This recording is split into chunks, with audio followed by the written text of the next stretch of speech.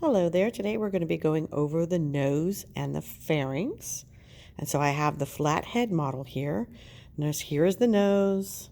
Here are the nostrils right here. Enter in through here. The nostrils in this opening here are called the external nares, and they open up into the nasal cavity, which is this entire chamber here. Now notice that within the nasal cavity we have those three curved bones known as the nasal concha. We have the inferior nasal concha, the middle nasal concha, and the superior nasal concha, and they're covered now with soft tissues and epithelium. And then the passageways between the concha that the air passes through are called the meatises. So here's my superior meatus, my middle meatus, and my inferior meatus. And then here at the back of the nasal cavity, we have where the airways come back together and leave, and this is called the internal nares right here. Okay, so the top of the back of the nasal cavity, this begins the pharynx region. Pharynx is everything from the back of the nose region all the way down to here within the larynx. And this upper portion from the internal nares until the bottom of the uvula, this is referred to as the nasopharynx. So some structures that you're going to see in the nasopharynx, we're going to see this. This is your pharyngeal tonsil, also called your adenoid.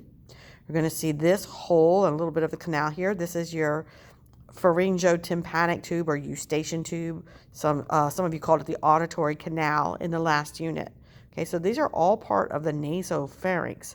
Now looking here, we can see part of the maxilla bone into the palatine bone.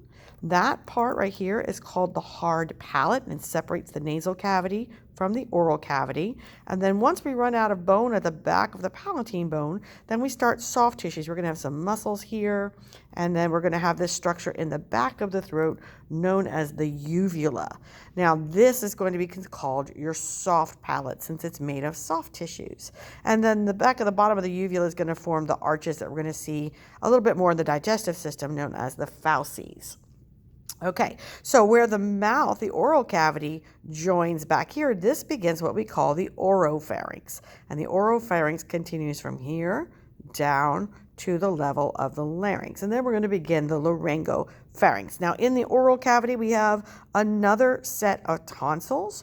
We have this one here in the throat, which is known as the palatine tonsil. You can see it's closest to the palate. The soft palate's there. It's kind of pointing at the palatine tonsil. And this one's not on your list, but I'll go ahead and teach it to you now anyway. This one is called the lingual tonsil because it is at the back of the tongue. And anything with lingual in it refers to tongue. So our three tonsils, again, are our pharyngeal tonsil up here, known as the adenoid, our palatine or palatine tonsil, and our lingual tonsil. All right, so that's going to complete our nose and pharynx model.